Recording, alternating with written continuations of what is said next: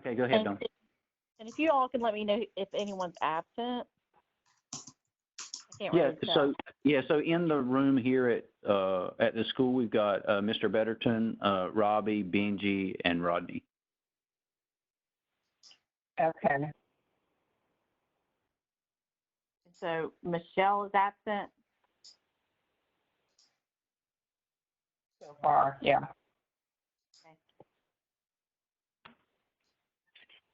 Okay, I'd like to call this evening's virtual News Charter School Board meeting to order.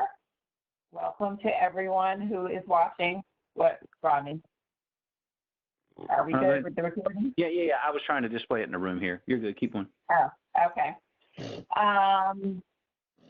Hold on one second while I read the ethics statement.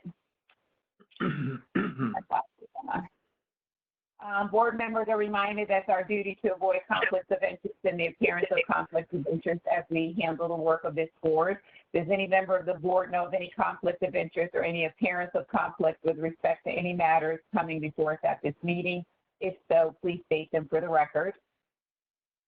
If during the course of this meeting you become aware of an actual or apparent conflict of interest, please bring the matter to the attention of the chair. It will then be your duty to abstain from participating in discussion on the matter and from voting on the matter.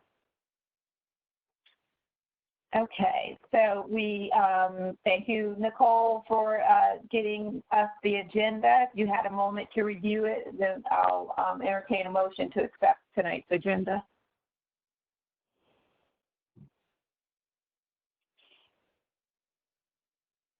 So moved. That was Nicole. okay. Need a second. Benji. Okay.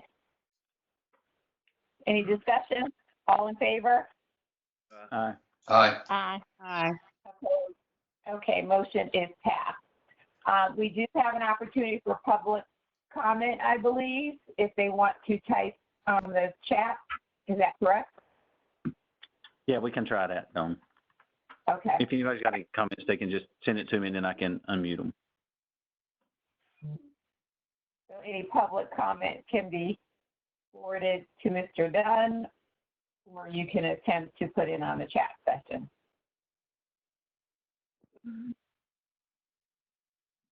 Okay, given none at this point, we'll move on to the approval of our March minutes that were forwarded by our secretary, and hopefully you had time to review them, and I'll entertain a motion to accept the March minutes.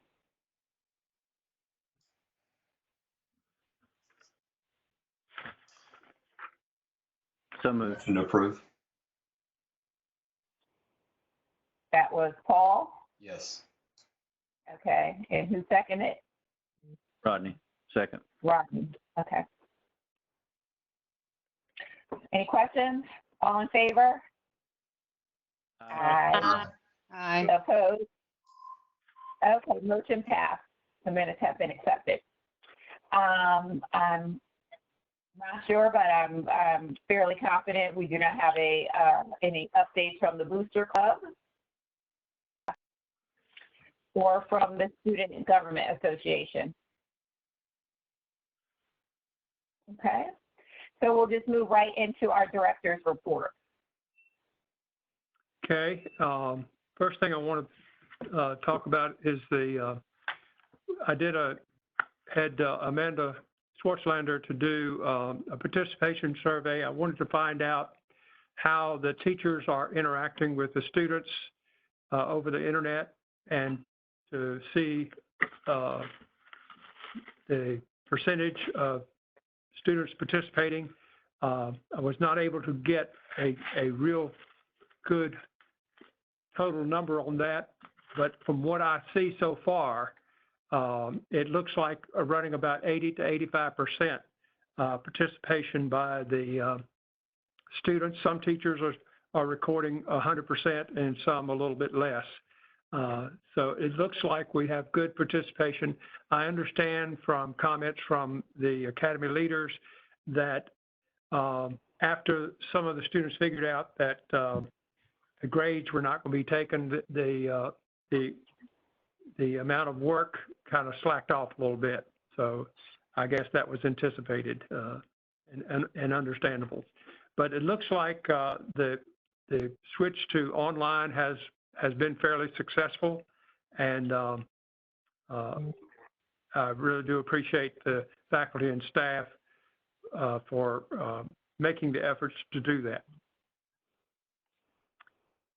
Any questions? What were they, what was evidence of participation? Meaning something was submitted, that they logged in, nothing submitted? That's correct. I asked the teachers to give me the how they communicated with the students, either through email or through the platform that they have to use. And then I asked how many times that they interacted and if they received a response. And I haven't been able to total up the actual numbers, but I think it's going to be around 80% of students participating and responding to the teachers. I also asked them to give me their assessment of how things are going, and also to give us suggestions of how we can improve the process. So I'm getting that document ready now. Okay. So you'll be sending us the summary of the survey. You'll be sending us the survey results. Yes. Once you get it all together. Okay. Yes, that's correct. Once I get it all together. And of course, when I got the first document, the print was so small I couldn't read it. So I had to ask Amanda to redo it so that I could read it. So we'll have all that ready for you. Okay. The next item is instructed Josh to continue with his summer work and all the projects. And because we have 2 extra months without students being on campus, to look at some of the projects that he has been wanting to do but never had time to do, to go ahead and get those lined up. He's already worked on the parking lot situation, cutting out some of the curbing and making it a little safer and a little better for our carpooling. So he's already got that done. Okay. The employment agreement, working with Deborah to get that done. And we looked at putting all the folks that we were going to rehire and putting them on the salary schedule that we had. That would increase the budget by $31,000.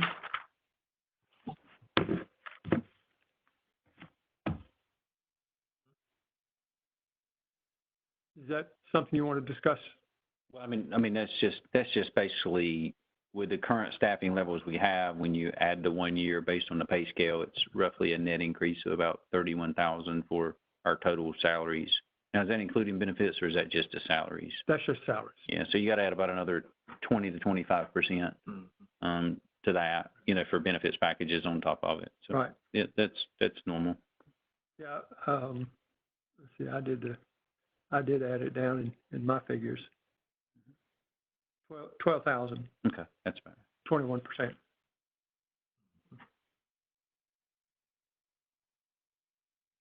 Any questions about? I believe Benji, and are you asking just for questions, or do you need approval for something? We need to get approval for so we can begin the employment agreements. Yeah. So yeah, we'll have to cover those in closed session because they're personnel contracts. Yep. Okay. Is there anything specifically with the review of the contracts that significantly changed from a contract perspective? And there was a mention you were reviewing that. In talking with Deborah, she had some issues with the contract that we presently have. Basically, the contract states a beginning and end. She says that's contradictory to employee at will. So she wanted to have it open so that they would not be confused that they're having a year contract as opposed to an employee at will. So it's an employment agreement and not a contract. Gotcha. So she wanted to get rid of that term contract and use it an agreement. And it states the salary, but there's no date. Oh, okay, I see what you're saying. Okay.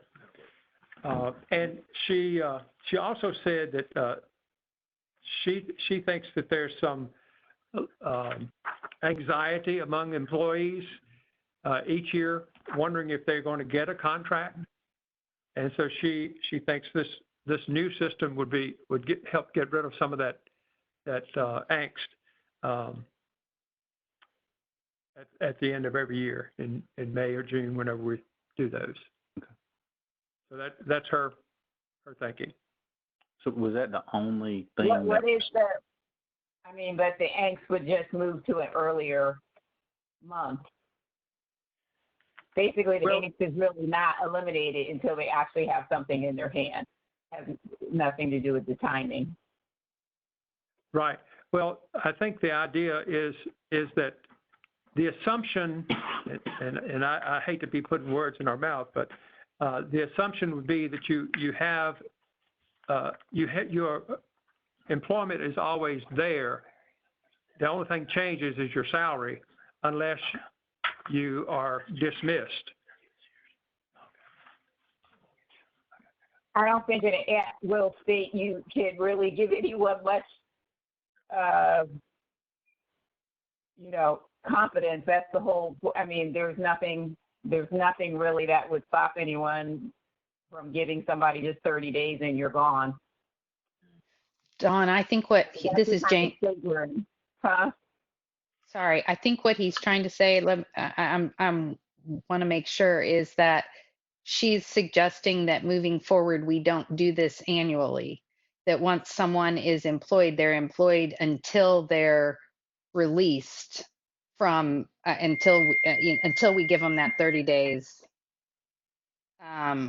Is that what she's saying, Mr. Betterton? That's correct. And I'm not sure that you have to give a 30 days. Well, right, or until you dismiss them. But I think, Dawn, the change that they're talking about is that it wouldn't be an annual renewal because there would be nothing to renew. It's just an ongoing, agreement until or unless we decide or they decide that it's not working and they leave or they're asked to leave. That's correct. It's a change for sure. Yes. Yeah, I don't know about that. Yeah, I don't think we can make that change. Well, I don't think we would be wise to make that change right now. We've got a new superintendent coming in. I think we need to weigh in on, how we want to do talent management holistically. My concern, if there's angst about contract renewals, then that tells me there's a lack of proper communication and performance management throughout the year. If people are doing a good job, we're doing what we're supposed to do, and we're making progress. I think that needs to be a bigger discussion. So, given the contracts that we've previously been done, I don't think we should be making a change to that overall process without some further thought and dialogue for all of us. I agree. I don't know any teacher that doesn't have the same thing in the state of North Carolina. All teachers are on a one-year contract. No, that's not correct. Who's not on a one-year contract? Most of them, after a year or two, since they've gotten rid of tenure, they go into a 5-year contract. After 2 years of working, you have a 5-year contract? I'm saying after they get through their first, I believe it's 3 years, which is the probationary period, then they can get up to a 5-year contract. Yeah, I'm not sure about that. My husband teaches, and he after 3 years in Johnson County, you're kind of, they won't get rid of you, though they might put you someplace weird, but I don't. I talked to plenty of high school teachers, and nobody has a 5-year contract. But I could be wrong. Because they all experience the same kind of angst about, So I think the question in front of us right now is there material changes to the contract that's being proposed such that we as a board have to approve that tonight so that they can follow through on the thing, or do we need to review the copy of the contract? We speak to the template that Deborah sent, which was significantly different than what they've traditionally had. Right. We have 2 different contracts, one from last year, just as an example to see where we started and then where we're going to. And one of them was that it does get some of the contradiction of employment at will versus a 1-year contract. It takes some of that out, and it just simplifies the contract language. All the information for the first couple of paragraphs is basically just whittled down to bullet points. This is what the person's title is. This is the department they work in. This is the supervisor they report to. This is their pay rate, their status, their classification, whether they're certified, classified, administration, the number of years of service, the level of education, and then the effective date. So all of that's kind of boiled down from those 2 paragraphs into 7 bullet points. And I think that's the recommendation. Yeah, and I think Deborah mentioned, Benji, that some teachers didn't even know, you're hired a while ago and they didn't know their classification, they just, Right. It makes it very clear as to how the school views them in terms of their salary, staff, their classification, masters, bachelors, just to make sure all of your information is correct every year. So I think it's really a good, clear document for them. In case there's any misunderstanding or something happened. Right. Maybe someone didn't know you finished your master's and they didn't put it on your contract as a different pay level. Right. So this clarifies everybody's designation. Right. And the plan was to send these out electronically as well instead of a hard copy. Mm-hmm. So that would be another change to the process, but probably something we should speak to in closed session and see if everyone's okay with this change. And then we can approve so that it can be submitted and sent out to teachers. Okay. But that is a contract, or is it an agreement?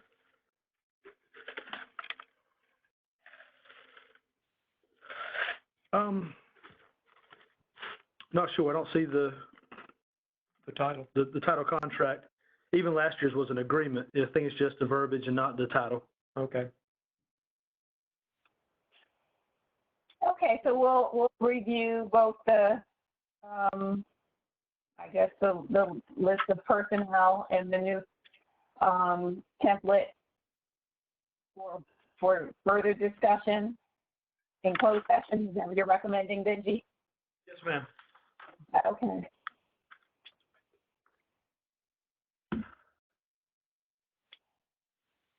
Did you have anything else, Mr. Betterton? Yes. Go ahead. We're not going to have Read to Achieve this summer. The state took that money back, which was about $13,000, and they merged it into some additional grants and funds that the state had and moved it to what they call PRC 154, and then gave that back out to the schools. And the whole purpose was to upgrade your online ability to do online here at the school. I had discussion with Brad Williams about how we could best spend that money to make sure that our kids have access and we can do online if this happens again. And then, of course, I think we want to put ourselves in position to be able to do online sporadically anyway, because that's the way a lot of things are going. He suggested that we use the $37,000 to purchase additional Chromebooks so that we could replace some of the ones here that are wearing out, becoming outdated, and also add additional ones so that when we have to go on to an online position, we have extras for the students so that everyone has access to it.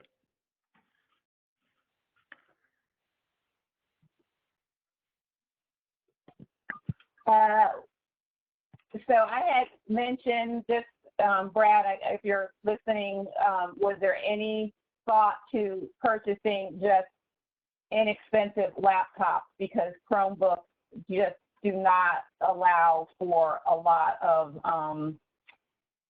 additional things that as you start to advance your online delivery, that students will have difficulty being able to download certain things or access subscriptions, or was there any thought to that? From the state recommendations, Dawn, most of the stuff that NCVPS, most of our online providers are doing, Chromebooks are more than adequate. Our target price for Chromebooks is about $200 per device, which means with the 37,000, we're looking at about 185 Chromebooks. If we go to PCs or something like that, we have to adopt another management system, which also increases the cost. A minimum cost per device for a PC would be roughly double what we're doing with Chromebooks. Why would you have to adopt another management system? Canvas will work. You can access Canvas through a PC. Well, no, what I'm saying is Canvas works through Chromebook just fine as well. I'm talking about an MDM, the mobile device management system. We currently have in place the Google Classroom or the Google management system to manage our Chromebooks, which costs us about $20 per device, which is included in that $200 target price. We have an MDM in place to manage all of our MacBooks. If we were to add PC devices in here, we would be looking at a third management system. I've not seen anything as far as Canvas, as far as what most counties and most NCVBSs and most things are doing that the Chromebooks are not able to accomplish. I know there are a few programs out there. I think everyone's at level 1 with online instruction, and all I'm saying is as you, as a school and other school systems, start increasing and advancing your remote learning, you're going to have things that are not going to be compatible with that. You're right, and there are solutions that we can go with as well as far as virtual platforms and things like that that the Chromebooks are able to adapt to. Well, I'm also wondering, why would you spend all of the money on hardware as opposed to maybe some subscriptions for instructors that could produce better quality delivery for instruction, like Screencast or Camtasia, or a lot of these different systems that really up your online instruction? Those are all things we need to. Those are all things we need to look at and we need to evaluate. With the MacBooks that we have adopted for the staff members, they have a lot of that stuff already baked into the Apple software. They use QuickTime for screen recordings. A lot of those things, like I said, are already baked in. I'm not 100% convinced that all of this money can be allocated to Chromebooks for next year. I'm still waiting for clarification from the state as far as, you know, can we only use this money to supplant for this year's instruction, or can we use it to go ahead and prepare for next year's instruction? Plus, there's also discussion about further funding coming from DPI, and part of that $1.4 million the governor has proposed, $238 million of that was supposedly allocated to schools, and a large part of that was for online instruction as well. A lot of the meetings I've attended, they've been talking about preparing for next year's online instruction. So that's what I'm trying to evaluate while I go forward with all of this. Yeah. Okay. And with professional development, are you hearing about that, like more training for teachers? Most of the discussion I'm hearing about professional development regards around extending and letting us roll over current funds. They have not specifically allocated funds to this pot of money is going to be specifically for professional development. Okay.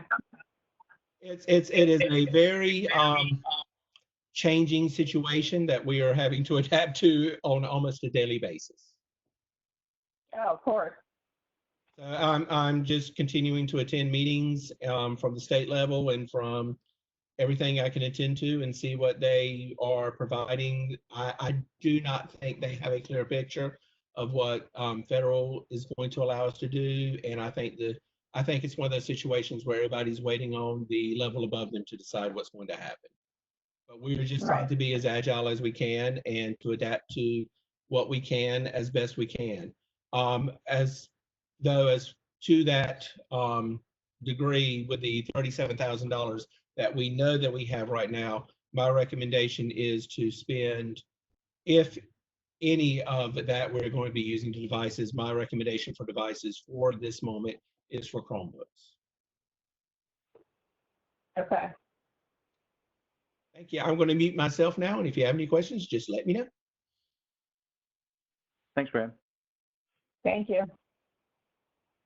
I think, you know, as we get additional funds, we can look at those higher functioning computers that would help with the online. But for right now, this would give probably as much accessibility to as many students as possible.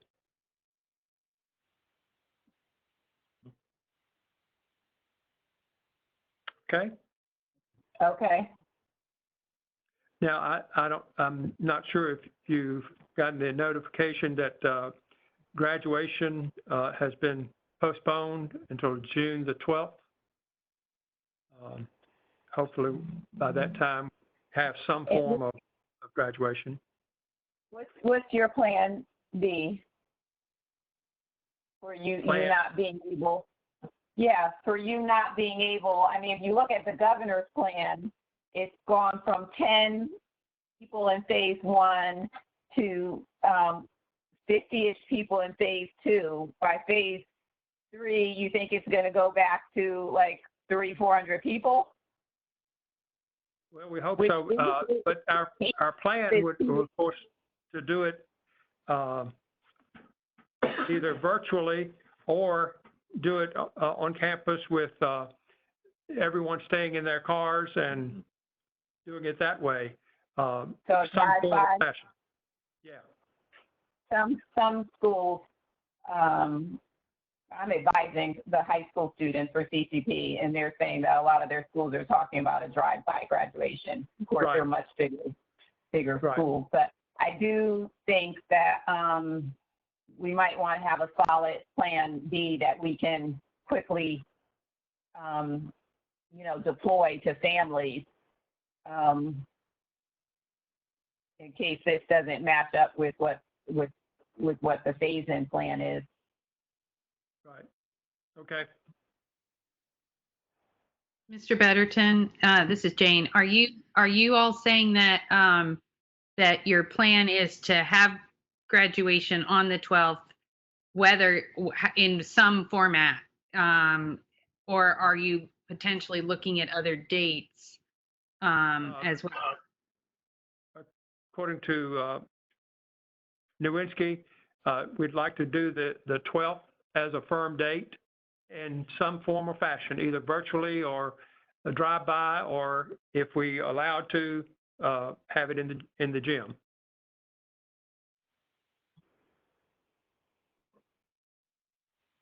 Okay, thank you.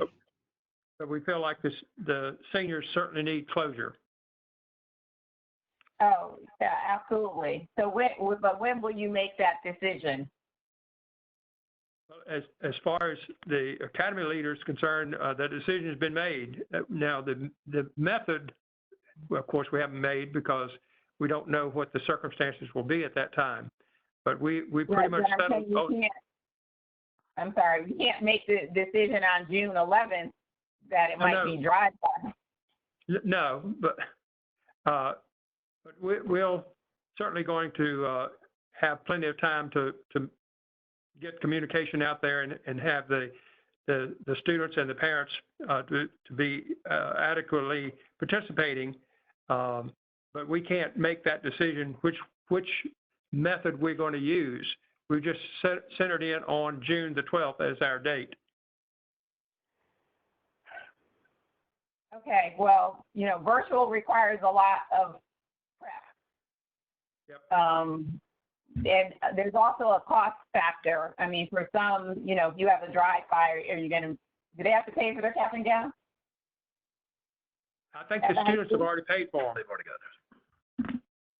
They already paid for it? Yes.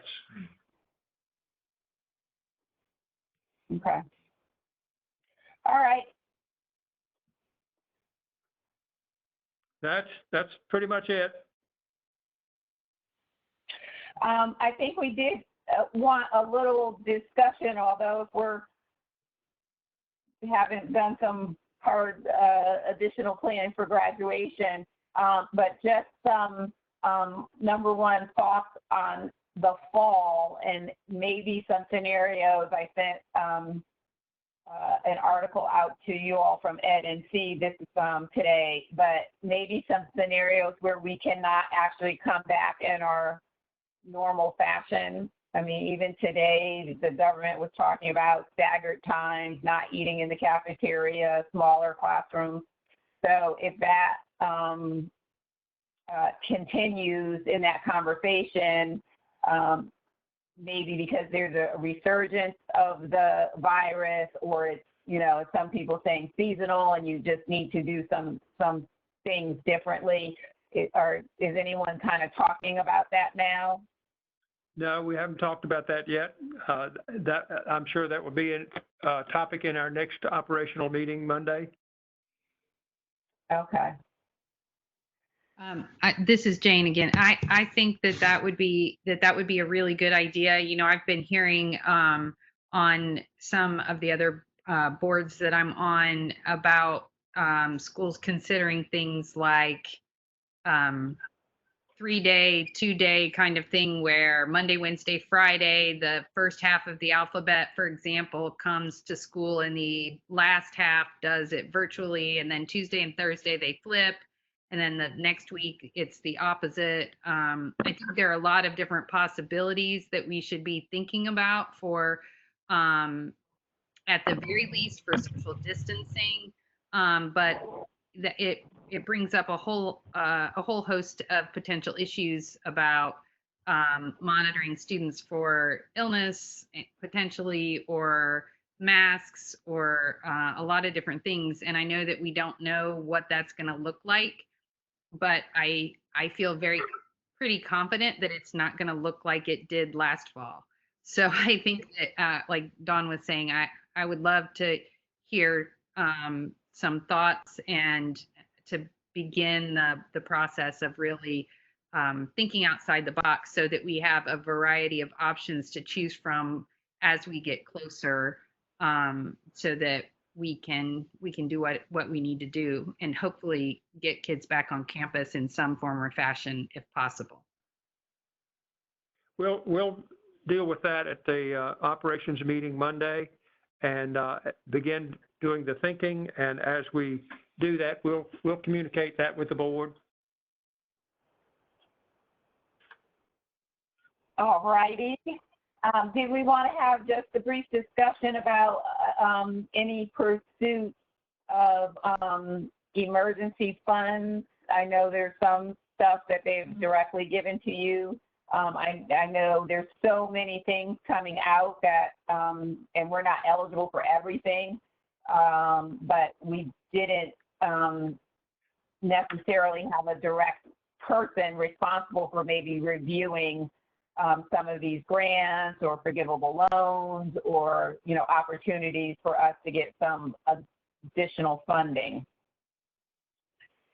People are seeing different things come in and there, and some don't, as I think Paul mentioned, don't directly come to us. They may go to DPI, and DPI distributes in a way, but some of it is directly tied to some level of documentation we've done. So I just wonder, is there anyone kind of keeping track of COVID-19 related expenses that we have incurred? Like if it's even buying cleaning supplies or whatever, that those might be things that we could use for some of these grants or whatever to show the financial impact. Is that something that anybody is kind of documenting. I have not heard of anybody doing that. So, and the ordering, you know, do you think that people could kind of do a little bit of a brainstorming on expenses that they might be able to directly connect, either already that we purchased or things that we have to do, you know, like say for the graduation, say we have to do it virtually and we need to somehow buy a software system like Marching On, which does online graduation. Those would be things that are purchases that are directly related to the pandemic. And so a lot of times you have to document those things when you're looking for funds. Well, and I remember we talked at the February meeting specifically about there may be the opportunity. We didn't know if it was FEMA money or whatever, but please document any kind of expenses that could be applied towards that. Just go ahead and start doing anything you can. So maybe. The purchase, is that something that Ms. Heifel could kind of just do a review and see if she could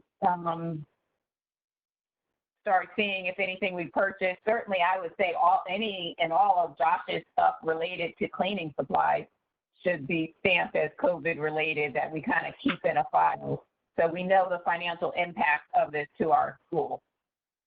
Yeah, we also don't, it's a good idea. We'll circle back with Acadia and just see if there's anything they're doing on the like accounting bookkeeping side, where they got any special categorization of those expenditures. And I think that, you know, even if there were some kind of service charges related to refunding payments and all kinds of things, still those are costs that have been incurred. Yeah, exactly. But I know at the community college, oh my gosh, the documentation that we're having to put together to show the impact. Every time we order something, we have to say, is this a COVID-19, so we can put it in that pile that we would have money to pay for that, separate from our regular state budget. So go ahead, Jane. Well, and yes, absolutely. I think we need to be documenting, but I also think that someone needs to be looking into what the application process is for some of this money. I know that, again, from another board that I'm on, that there is FEMA money, that there is money, you know, that the governor has set aside, and that may be what Brad, I think that's what you were referring to, and state money. And, you know, I just don't want us to miss any kind of application deadline or anything like that. My understanding from the other school is that they have already put forward information for those pots of money, but that's as much detail as I have on it. So I don't know if anybody at the school has, you know, at News has more information, but maybe that's something that someone could look into so that, you know, we don't miss any deadlines if there are any. But if experience has anything to do with it, back when we had the Race to the Top funds, $400 million, and of course everybody got excited about that. When it got down to the nitty gritty, the schools got very little. I went through that process and worked almost 2 years filling out forms and documenting it, this and that and the other, and we got $13,000. Sometimes when you get some of this federal money, it's more work than it's worth.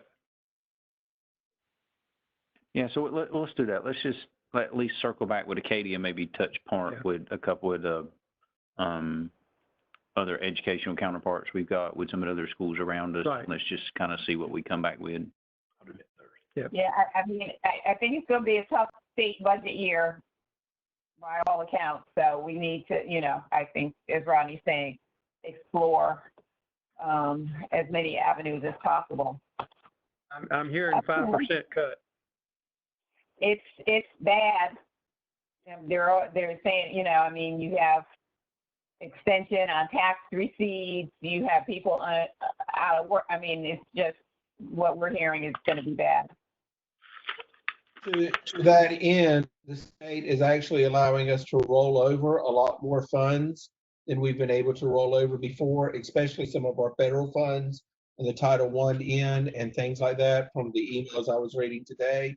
So anything that we can roll over, I would really recommend that we do, so that we can use that to offset any deficit we have coming in the fall. But this 37,000 is not rolled over. You have to spend it by June 30th or Yes, it goes that's away. correct. The 37,000 is what we know that is specifically related to COVID-19 relief that was meant to offset any nutritional, transportation, or technology delivery money. Were we thinking about trying to do anything over the summer or no, for students? That, clearly there were students who entered into this with some deficiencies and not at the correct level. And so I can't imagine that they've, made that up in this time away from school. Do we have anything for the summer that even if it's not we're doing, just, kind of a plan, things that maybe they should be doing or their parents, I don't know. I wanted to have a summer program targeted to those students that were struggling, but it's up in the air as to how we can assemble students at this point. We don't know if we'll be allowed to, so we haven't gone too far planning with that situation because of not knowing when we're going to be able to get kids back together. Okay. And Mr. Betterton, speaking of money left over, do you have a calculation, and Rodney, you may already know this, so forgive me, but of how much is left over from the money that we allocated for tutoring since we weren't able to finish that? About 15,000. Okay, thank you. Mr. Betterton, this is Michelle. Quick question. The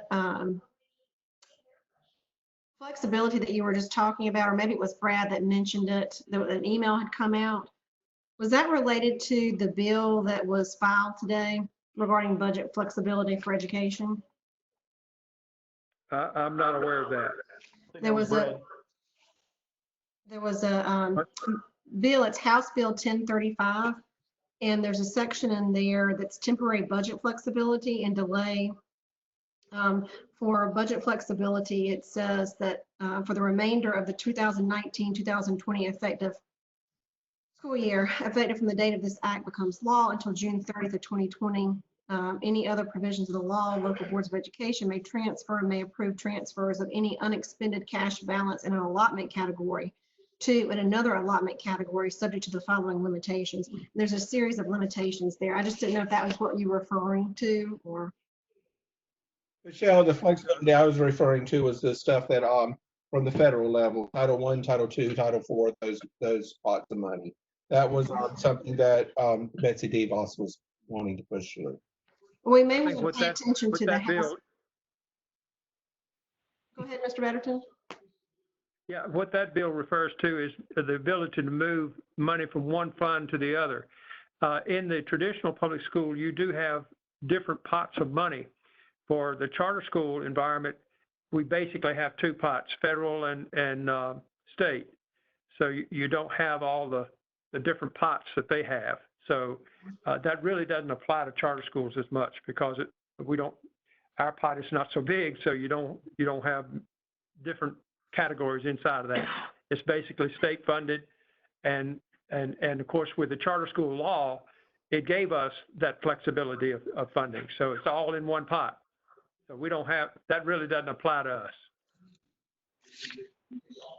Okay, thank you. Okay. You all set, Mr. Burton? Okay. Thank you. So for executive committee, we have asked Dr. Edwards to join us and to give some opening statements at our April board meeting. to our virtual community as she gets ready to begin her position this week. So I believe she's on the phone, Robbie. Hey, Melissa, you there? I'm here. Yep. Go ahead. Hey, everybody. I hope y'all are having an awesome week. I'm super impressed with the meeting so far. Mr. Betterton, you're such a rock star, and the board is just amazing. So I just wanted to quickly just say hi and greet everybody and tell you how excited I am about joining and being on board on Friday. The things that I'm hearing about the community, things that are being done for the students, how the teachers have really rallied together has just been so encouraging and inspiring. And I have great faith that we are all going to do some really great things, and I cannot wait to get started. Thank you so much, and we can't wait to have you start. So hopefully everything will go smoothly, and we will be able to have a proper welcome when we can all reconvene together and have a lovely reception for you so that you can meet and greet our parents and people in the community. So we really appreciate you taking a few minutes this evening to join us and say hello to our online community. So thank you. Of course, you're welcome. It was good to hear everybody's voices, even if I can't see your faces. So I cannot wait. So excited. Y'all too. Take care. Okay, take care, Melissa.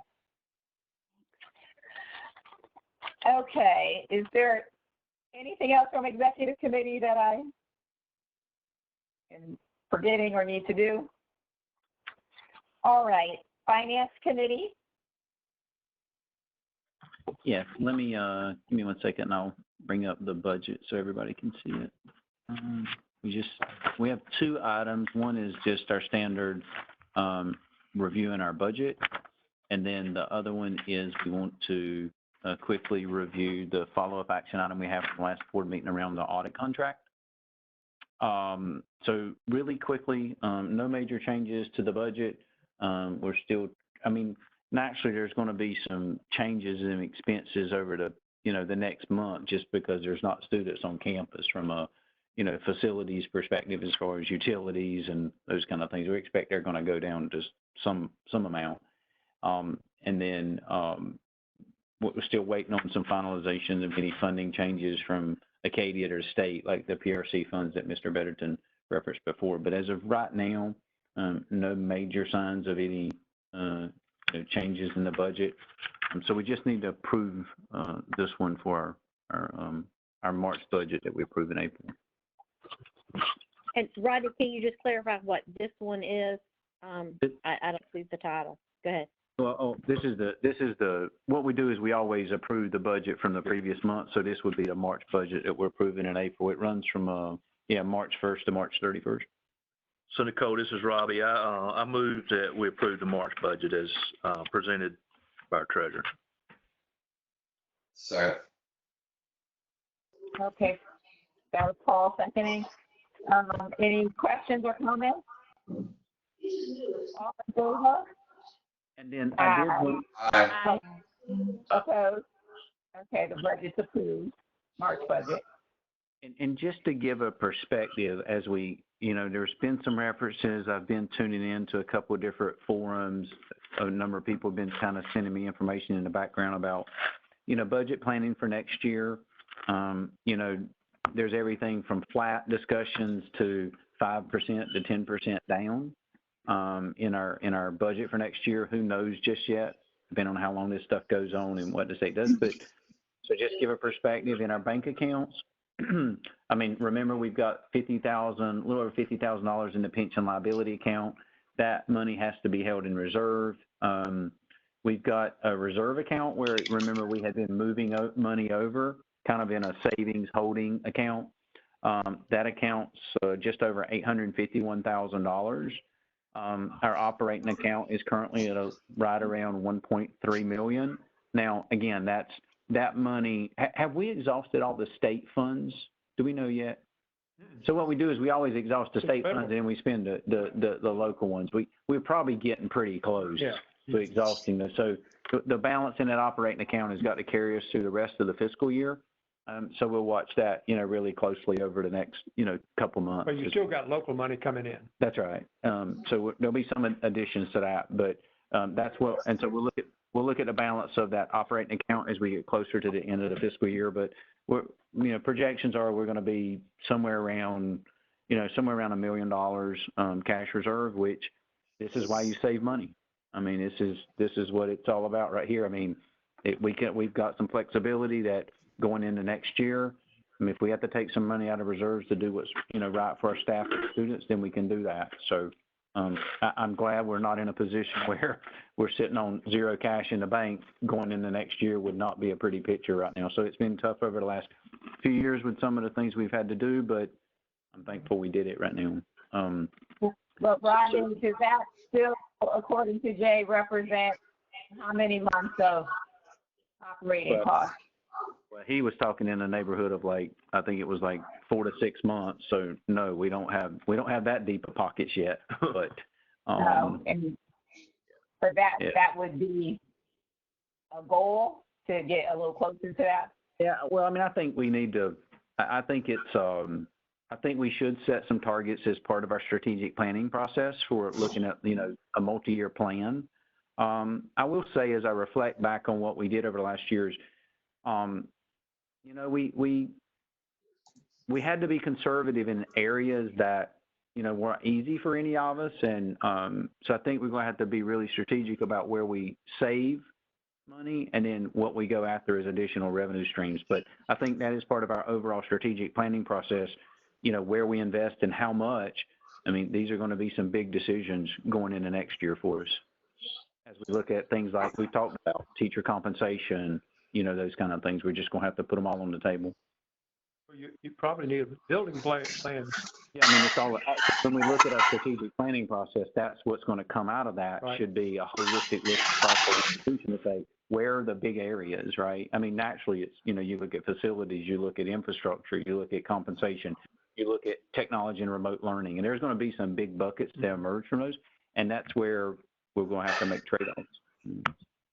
Well, I also think, as Jane mentioned, we're really at a point where we could completely turn the corner on what school operations look like and what the demand might be from students in terms of how they want to engage with their instruction as they get more comfortable with saying, hey, I like online instruction. I mean, it just really may have us turn the corner. Schools, by and large, are very, very traditional, have been doing the same thing for Lord only knows how long. So this might be a major turning point where, the school environment just starts to look completely different. And we have to be we have to forecast a little of that, but we're not investing in something that, quite frankly, is going out of style. And then a couple other things is we did have some discussions about when you start getting that kind of money in a cash in one financial institution from a liability perspective. Will did bring up some discussions about potentially doing some laddered CD strategies and diversifying from a financial holding institution perspective. So we just agreed to kind of reach out to some of our contacts with some of the local banks. I did get a note from Lee today that said KS had pledged some additional security against the money we have in reserve above the traditional FDIC insurance rates. But so we're going to have some discussions around that. So probably by the end of the fiscal, when we start looking at how much cash reserves we have and how much we put in savings at the end of this year, we might be a good time to have some discussions around, just asset diversification strategy across, multiple financial institutions from a security perspective. And then we did agree that as soon as, Melissa gets officially on board, I'll set up some discussions with Acadia about that engagement model and some of the start. We're going to have to kind of work kind of quickly because next thing you know, we're going to be at the end of June. So we're going to have a high level 4 budget, but I really think with the strategic planning process that's going on, as well as we go schedule some summertime retreats with the board and administration that we'll have to kind of dial in next year's budget, but we should be in good shape to get that by the end of the year. So one other thing I wanted to show really quickly that we do need to confirm on tonight. There were some discussions when we talked about our audit contract, the discussion between Reeves and Sharpell. There were some questions around, non-compete agreements, et cetera. I did reach out to Jay. I had forwarded this to the board for awareness. This is the letter confirming that they don't have any non-competes. We're free to use whichever firm we want. So with that being said, I would propose that the finance committee agree that we should extend this contract one more year. Cost is not changing. It'll just be with Sharp Patel, PLLC. Contracts the same as we reviewed previously.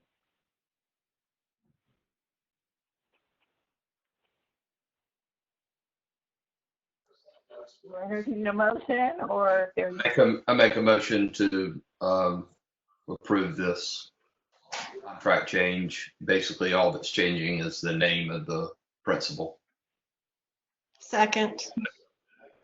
Okay, that was Nicole seconding. I'm sorry, that was Michelle seconding Nicole. Discussion or additional questions? Okay, all in favor? Aye. Opposed?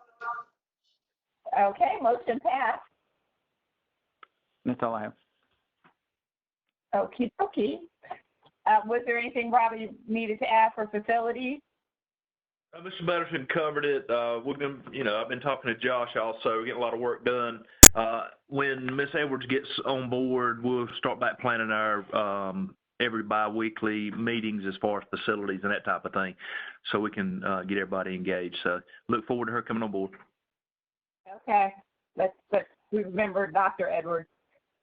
Yeah. Don't put Mrs. Edwards, Dr. Edwards. Okay. Yeah, she told me I could call her that, Dawn.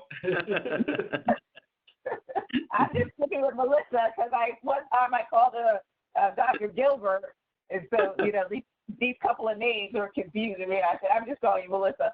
Okay, then what's the other committee? Not nominating, board resource development.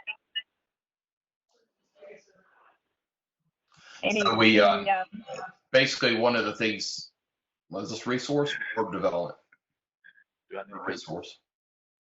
Isn't it called resource development? Is No. the committee? Okay, resource. Okay, I'm sorry, I misheard. So we provided the text for the bylaws, and so that should be up based on and put before the board for review based on some changes in the scope of that committee. Okay, thank you. Don, was that for board development or resource development? Resource development sent something to board development use for your bylaw changes on their committee. Is that what you're saying, Paul? Yeah, those were the changes that were made in the draft online, the Michelle's document that she's had on Google Docs. Do I already have that one changed, Paul? I added those changes were in the last week when that was sent out. Okay. It was an online doc, so I don't remember getting them. But there was a file that was forwarded that was all edit on the actual online in Google Docs. Jane, you had made some comments on that version too. It looked like some of yours had been tracked in that as well. Yeah. Okay, so you put yours in the same document then with James. Yeah. Okay. Okay, That's not a thank mess you. for you. And so, Michelle, with board development, do you want to give us an update to the bylaw? Or give your report? Sure. So with the bylaws, I've emailed them out. I've got some feedback. I'm going through now and trying to put all that together. It looks really messy with all the track changes. And so what I would like to do is hopefully get that complete and get that to everyone so that the bylaws actually currently require a 30 days notice of change in bylaws. And so hopefully we can review and vote on that maybe at the next board meeting as well. Okay. And then there was, I'm sorry, Don, do you have a question? Start the 30-day review. I'm sorry, I couldn't hear you. Does this start the 30 days of review, and then at the May board meeting, we would vote to adopt, or? That's what I'm thinking. Okay. Unless there are significant other issues that come up between now and then. Okay. No, I mean, you sent it out multiple times, so. Right. The other thing I was just going to mention about our open meetings and remote participation in open meetings, just kind of wanted to give everybody a FYI that there was a bill that was filed today. I had been following it along when it was in the COVID-19 Select Committee prior to the session starting again. But the bill sets forth certain requirements for meeting remotely. I'm not going to go through all of it now. The bill has not passed yet, but just kind of wanted to give everybody an update or a heads up to let them know that that could be coming down the pipeline.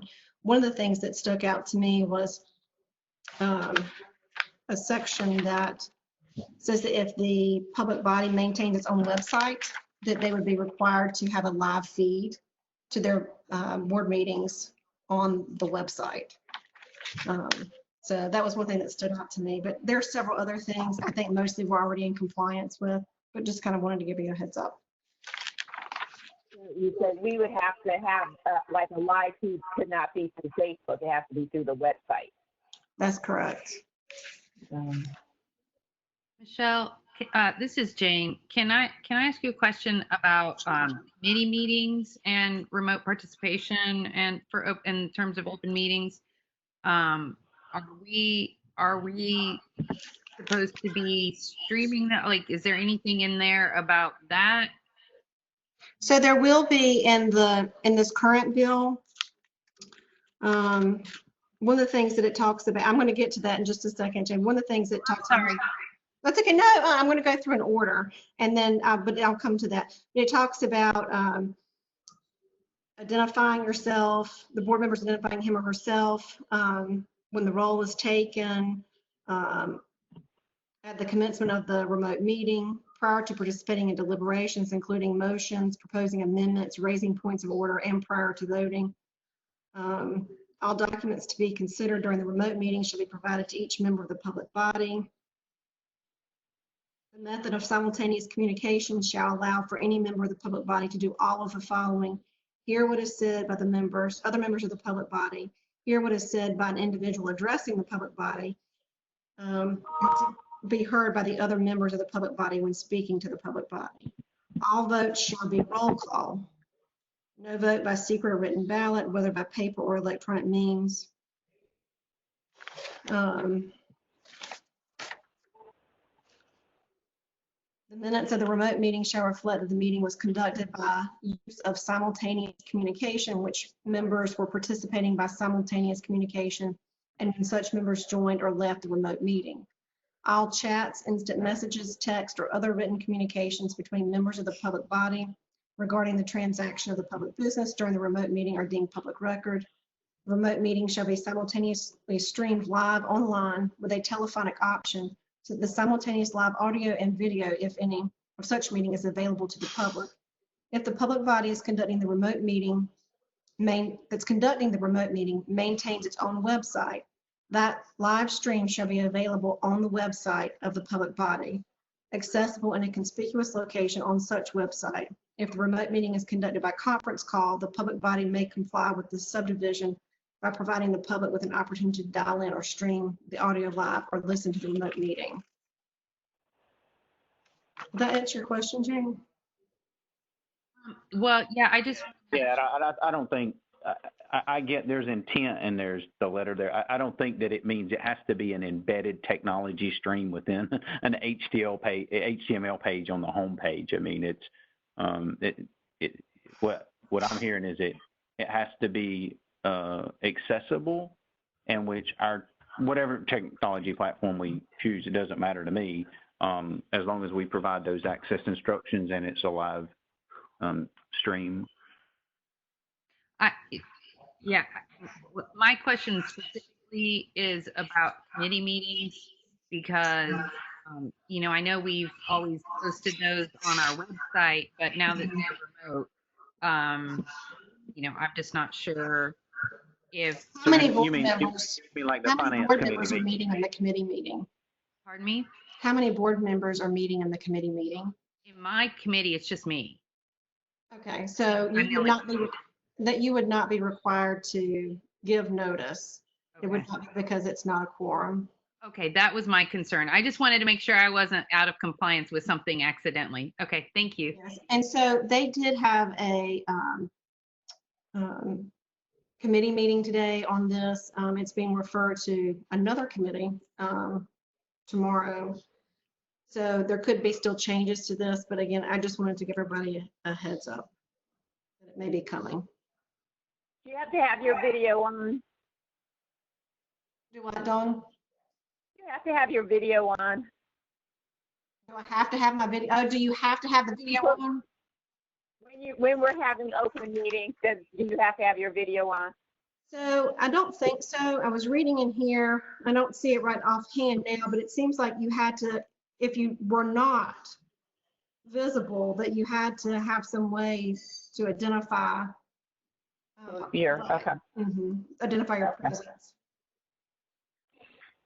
It will be interesting to see what the fiscal note is on that legislation as everyone tries to upgrade their internet. Okay, thank you, Michelle. That was interesting. And just another sign of the time. Exactly. We were having a discussion about whether for an open meeting, the person had to have their video on of themselves. It was like 20 minutes. I was like, good grief. But, and I think there should be some Zoom meeting etiquette, because I think it's rude when you have your video on and the other one doesn't.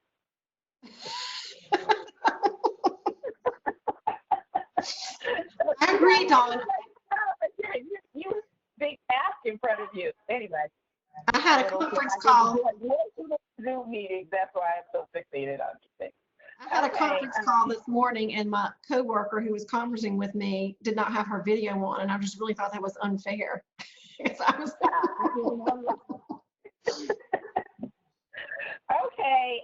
so Jane, we are excited that you and your committee have made such progress with our strategic planning, and she sent out her. Were you going to be able to share it, or Rodney has it? Yep. Okay. And we're very interested in hearing about the work on the strategic planning committee. Great. Okay, so briefly, I'm hearing feedback. Do I sound okay? Yeah, I get feedback too. I don't know, but go ahead. I think everybody just needs to make sure they're muted probably. But so one thing, I did add language to the document that Michelle sent out for the strategic planning committee to become a standing committee. So I think that's when that's circulated. You all can take a look at that, but I'd love any feedback on that. And this document that Rodney is putting up that I shared with all of you a few days ago is the document that we've been using in our committee. And I want to kind of walk through it. We're not going to get into the nitty gritty of all the little bitty blue boxes unless you guys really want to. But I really just kind of wanted to walk you through sort of my thinking and approach to this in terms of our committee and in terms of the broader strategic planning process in general. Our committee has met twice since our last board meeting. We've decided to meet every 2 weeks for a while, similar to how the Academic Affairs Committee did for a while, because we really want to make sure that we do some of the foundational work that will help assist in the broader planning process. So I'll jump into these four sort of stages in just a second, but I want to, before I do that, I want to give a little bit of a broader look at the process as a whole. because I've had a lot of people asking me questions like, is the strategic plan only going to look at academics, or who's going to be included and what's it going to cover and how long is it going to be and all of that. So I want to kind of walk through a high level what a strategic plan typically includes. And the thing that I want everybody to know is that part of the process is determining things like, are we going to call our broadest ideas pillars, or are we going to call them objectives, or are we going to call them goals? So some of the language, the wording is interchangeable and dependent on what each institution or organization decides. But I just wanted to kind of give you guys an idea that, for example, the 3 pillars that we have right now at News that we may or may not end up keeping throughout this whole process, but the excellence in academics, the excellence in operations, and the excellence in culture are, we call them 3 pillars. Other organizations might call them 3 objectives. And those could be the highest level aspect of the strategic plan. And then underneath each of those, we could have strategies.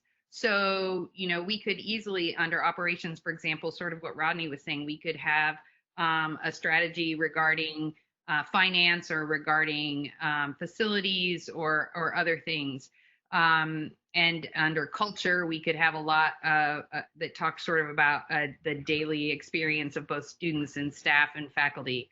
So it's not simply about academics. And I just wanted to make sure that everyone sort of understands that when we talk about a strategic plan, we're really talking about a holistic approach to the overall organization, sort of a soup to nuts kind of thing. And that the ultimate goal is to identify who we are, kind of what we definitely want to see in the organization, and what our goals are for a delineated period of time, usually at least 3 years up to 5 years. And then that's revisited annually to sort of see how we're doing on the process. So before, I just wanted to kind of put that out there, and I know that was a lot, but does anybody have any questions about what a strategic plan is in general before I jump into the document?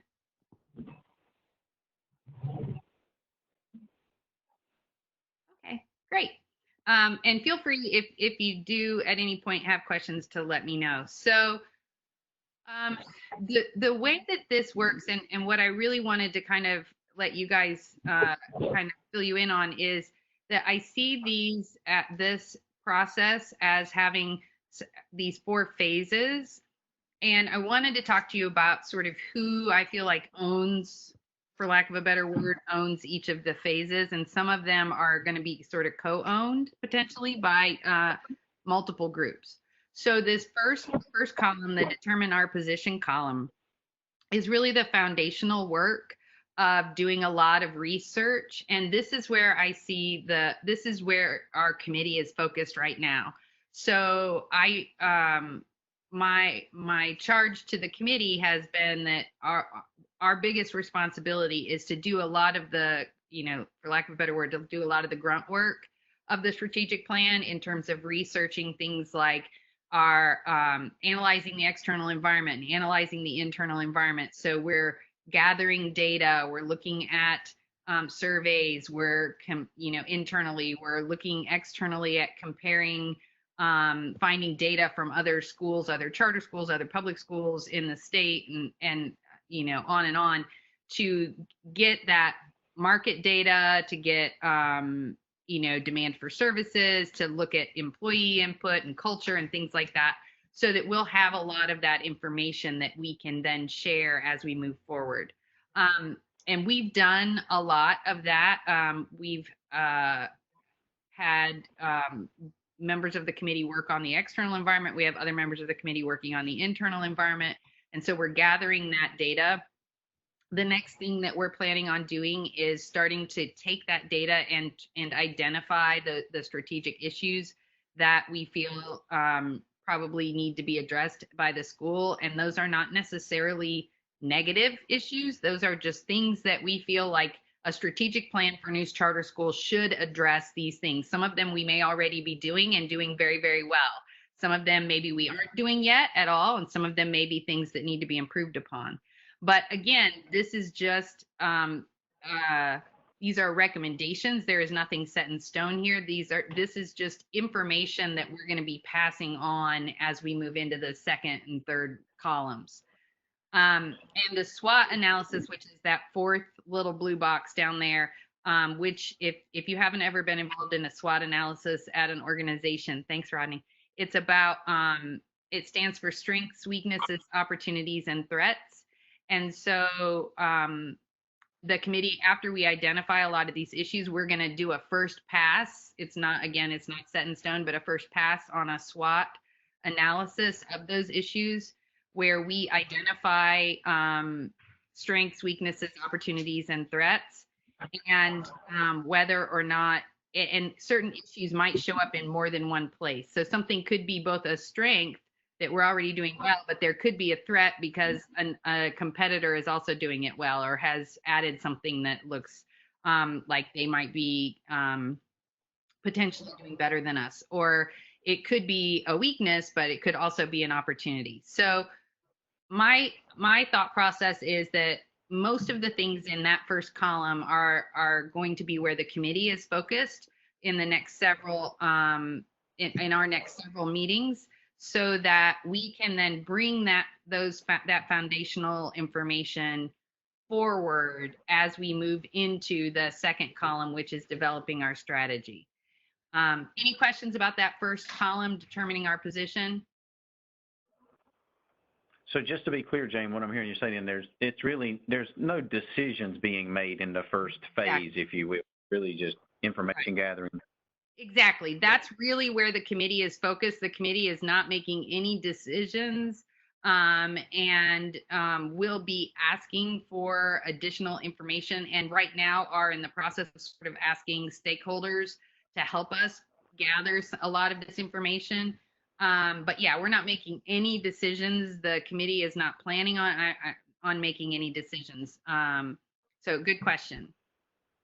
Any other questions about that first column? And what's the time frame for the first column? Well, that's one of the things that I'd like us to sort of talk about. I'm thinking that we'll be, some of these things can happen concurrently. So we don't necessarily have to finish the first column before we move into the second one. So for example, in the second column, the mission, the values, and the vision are very high level things that I feel like the board, that's sort of board level work. And we could be talking about that this summer at, if we do the retreat or that we're thinking about. And we could do that even if that first column is not quote unquote complete. And to some degree, many of the things in that first column, if not all of them, are things that are always going to be in flux, right? That the data could continue to change. So we may need to continue to gather data to continue to inform the process. I would say that my hope would be that we could do this complete process, all four columns, at least get to the fourth column within a year. Does that answer your question, Dawn? Yeah. I mean, my goal is for us to have enough information, for the committee to have enough information and to hopefully have a SWOT analysis, at least a draft of a SWOT analysis available by the start of the school year, if not before. But I don't want anyone to think that that means that we can check that off our list and be completely done with that, because, data is only as good as it lasts, as new information comes forward, you got to keep adding data to stay current. Okay, other questions?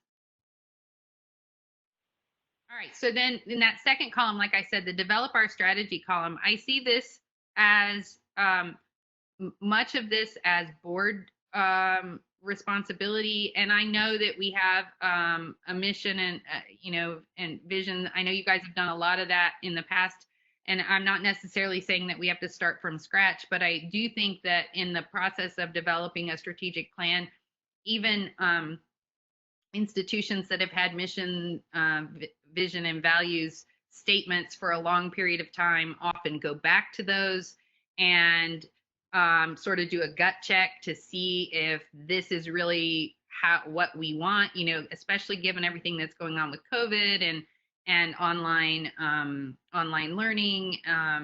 This might be a good time for us to really step back and say, are those three things, the mission, the vision, and the values that we've had in place, do we want those to stay the same? Do we want to adapt them? Do we want to, change direction? But those high level kinds of things are definitely board level questions that need to be answered.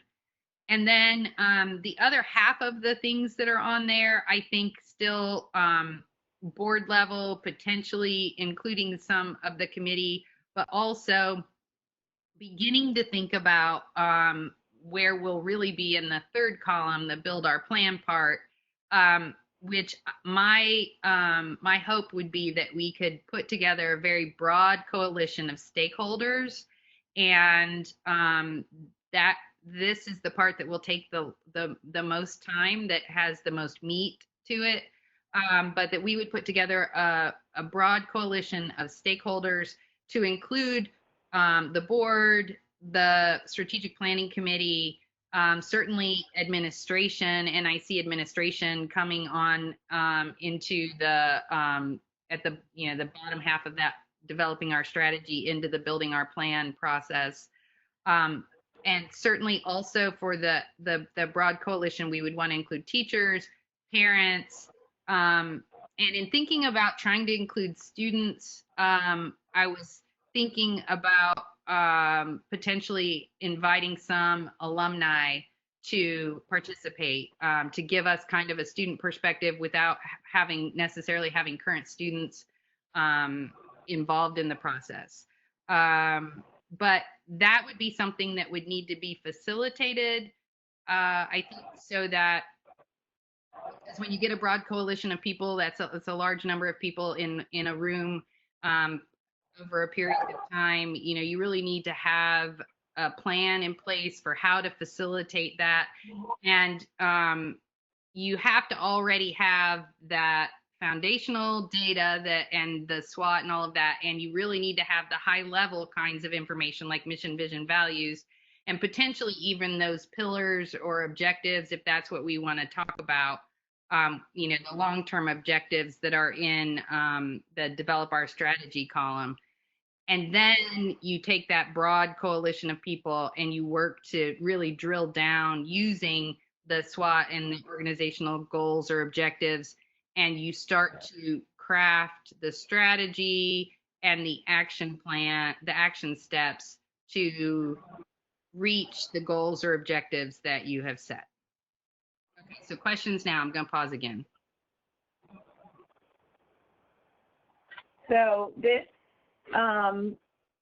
includes, and it's inherent in your plan, but it's not specifically outlined on how you're going to have to do some institutional changes in order to implement some new planning process procedures for teachers and even academy leaders, because they don't do annual plans now. They don't have individual teachers doing that kind of professional development objectives, which are tied to the academy annual plans, and then those annual plans tie into our institutional. So outside of this, there's some institutional changes that will have to, or procedures that will have to be implemented in order for this to really work. Yes, but I don't think that they all have to happen at the same time. Like, I think that we could very easily, and my recommendation would be that we start with the institutional level and build that out, and then work with school leadership to figure out how to cascade that down. And some of that is, that's where we get into that fourth column, which is manage our process. And that is almost exclusively administration and school leadership, right? So that's the actual implementation of the plan itself. So the first three columns are the actual plan, developing the plan, development of the strategic plan.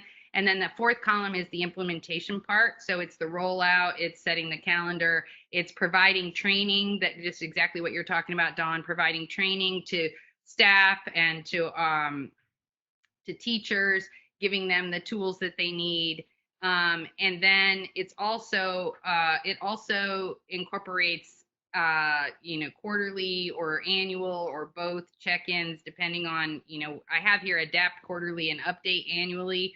But again, that we can decide that in the development of the plan. And that's another place where I feel like the committee, and Dr. Edwards will be sitting on the committee. The strategic planning committee can be the communication arm sort of and connection between school leadership and the board. So school leadership will be doing the implementation of the plan, reporting out to the committee, and then I, as the committee chair, can report out to the board during the implementation process. So in other words, once we have the plan in place, then it becomes incumbent upon the school leaders to implement that plan. And then part of that implementation over time will be,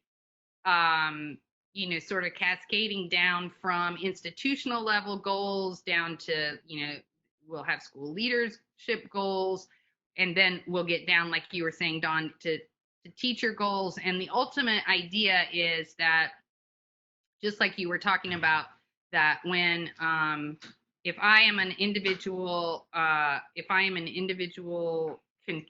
teacher, and I have my annual performance evaluation, what I'm evaluated on should be linked back to the larger, broader strategic plan. But that, trying to do all of that in 1 year would be very, very, very challenging. But I definitely see that as the goal. I would encourage, as part of the manage our process, if we could have some kind of electronic reporting. I think that really kind of holds us up when we expect people to just put together something that looks dramatically different every single time they present it. So some kind of electronic reporting where basically, if this was the objective, what evidence do they want to present that they met the criteria? Was it fully met? Was it not met at all? Was it not met because of budget? And then that way we would have a record of our achievements every single year. So each year they're looking at how did they move the needle on our objectives. And it could, it doesn't have to be any kind of system we buy, although there's certainly plenty of systems out there, but it could be as easy as just a web form in an internal, school kind of site, like a shared site. It could be Google Docs or whatever. But right. That's also important as we, our accreditation comes up, our reaffirmation, I think Amanda said in 2022. But those are the sorts of things they're going to be asking for. And so we don't want to just shuffle a whole bunch of paper. I mean, we have now a good amount of time to start kind of getting our documentation in order. Absolutely. Yeah, I completely agree with that. And we should be able to track that data, definitely electronically, so that we can have, at any point, not necessarily any point like daily, but we should be able to look and see that as of at least up to this quarter or wherever we are in the school year, that how close we are, to achieving the goals, or how much, whether we've accomplished the action steps or what actions we've taken to try to accomplish those. And that's definitely where I ultimately see the strategic planning committee focus will shift from the development of the plan to the implementation and tracking of the plan. So absolutely. And then, annually we'll be updating the plan so that it will be, again, we'll be looking at what we need to add, what maybe we can take off, because there might be some things that we put on originally because we really need to ramp up or get something started or whatever. And then once it's going, it can sort of maybe come off of the strategic plan, or it can at least be, we can say, okay, check this off, we've completed it, and add something else in its place. And then the other thing that during the implementation process is that the strategic plan really is kind of the structure by which we determine whether things that we are discussing maybe doing, whether they fit in with the strategic plan as it stands. And so that can be used as a means to very transparent means of helping us decide where to allocate funds and what kinds of things to take on. And if it's something that we can't do or decide not to do because it's not in the strategic plan this year, that would be something that then we could add in the annual update. So the whole idea of doing a strategic plan is that we, as a school community, all stakeholders, and I don't think I mentioned, but I'd love to see community members in the larger, broader group as well. But that all stakeholders really know this document represents sort of who we are, what we want to be, what our goals are, and what we're going to focus on to reach those goals. And so that it's a very transparent document that we can refer back to. So, questions, thoughts? Does that help? I know everybody a lot of people had questions. Well, I think great work. I mean, a great initial framework that we can at least visualize, what we have to do in our steps. So I think it's great. I applaud the work of the committee, which is, you want to give a shout out to your committee members? Oh, yes. So we have, Mr. Betterton is on the committee, and Dr. Edwards will be taking over on Friday, and then we have two parents, Wendy Dunn and Ashley Lancaster. And they have their children span the K-12, so that we got representation there. And then right now we have three teachers, one from each academy. We Brad Ward, Jeff Matisoff, and Alverna Lindo. So it's been a really great committee, and everybody is really engaged and has been willing to meet, like I said, twice a month, even with everything else that's going on. So I'm really grateful for the work that they've done, and everyone is very committed to gathering all this information so that we, the board and the broader school community, will have hopefully all the data that we need as we move further along in the process. Good. I just asked about the time frame because I think we have a lot of phase one. There's been the last couple of surveys. We've done we must have done SWOT analysis every single year. So I just think there's already some good data that you can start to review and see if it's not what you're looking for, but it probably represents a couple of years. Some stuff may be more applicable to this, the last couple of months or so this academic year. Great. Thank you. Yeah, I'll just say that. I was just going to say that I think as I reflect back on, our previous board retreats and the things we've done over the years, I think what's different this time around is going to be much more thorough in the upfront research, and then it's going to be a multi-phase thing. I mean, we've tried to do kind of strategy meetings in one half day offsite during the summer, and it's just not feasible. I mean, this is a lot of work. We're talking about 6 to 12 months to really be cohesive about it. I think it's going to be really important that we all stay really committed. We're open, we're transparent. If we have concerns, we vet them. You know, we don't need, you know, questions or someone's last and willing to ask questions or passive aggressive to derail the process, because it's going to be a lot of work, and it's hard work. But I think it's going to be really the important phase that we need to go through, because in my 8 years of being on the board, we've never done anything like this thorough. So it's going to take some commitment from us. Okay, just to maybe cycle a bit back to Michelle, Dr. Bush did send me an email, you know, just kind of saying it looks like everything's wrapped up and the process went very well.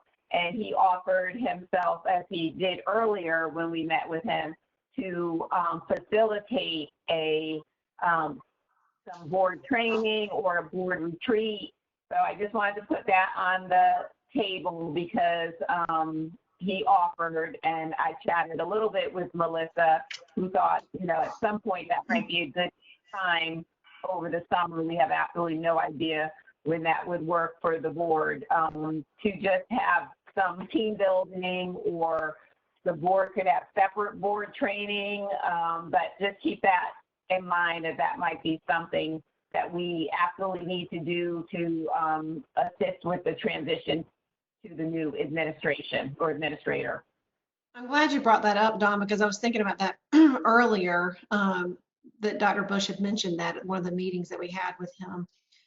Is it something that we would want to try to do virtually, or is this something we would want to try to do once we can all get together? Yeah, he mentioned virtual. I don't know if you know, he moved to Florida. Him and his wife moved to Florida from Georgia. So he definitely said it would have to be a virtual. I don't feel we would get as much out of it. If it was strictly maybe just board training, where we're hearing him present and going over slides. But I think if we want to do anything to kind of, you know, start to build our relationship with Melissa, I would like to see that when we're able to all gather together. Okay. You know, so, and I, you know, the plus on him is that he did go through the process with us, and we know him, and he knows a little bit of the dynamic. So we don't have to, you know, play catch up with a facilitator. But I also am not entirely sure he's the right, you know, fit for it. Just depends on what we really feel we need. Melissa's completely open. She, of course, thinks it's a good idea for us to start to get to know one another better and to build that relationship. And she was going to put some thought to how she, you know, may want to see the event happen. Okay. So I'll just keep you all updated. Thank you. Okay, any old business? Thank you so much, Jane. I'm sorry, that was excellent. And I enjoyed listening. I think you guys are right on target with the framework for the strategic plan. So we'll start filling in all of the stuff. And as Rodney said, it is going to take all of us to participate in some way, shape, or form to assist with this process. Any Benji, for old business, would you mind giving kind of an update from Deborah? I know she sent kind of her, Ms. Hope sent, you know, some of the projects and stuff she was working on. Dawn, can you hear me? I can. I'm sorry, I was trying to make a comment and was having a little technical difficulty. I apologize. Okay, sorry, go ahead. In regard to Dr. Bush, was your hesitation regarding him facilitating just strictly the remote access of his services? I mean, like I said, on the plus side, he knows us. He's been able to observe some of our dynamic. He certainly, you know, knows Melissa more than, you know, a complete stranger. I just don't know if the virtual aspect will really work for the team building portion. It probably would, you know, work well if he's just doing board training on kind of, you know, governance versus management, that kind of stuff. Right. I mean, that's just me, you know. And my concern is I really feel like that, and we're doing this in all aspects of our lives, is we're planning for dates in the summer that we don't know exactly how they're going to play out. I really feel like as a board we need to set in stone some dates for board retreat, and, you know, when that day comes, then we may have to determine whether or not it's virtual or in person. I don't know mean, I was like late June. Maybe that would be, you know, either way. I mean, kind of like graduation. This is the date, and then as we get closer, we'll decide whether it has to be virtual or not.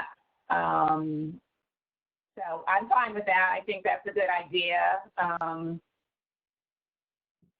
Is it if we're going to?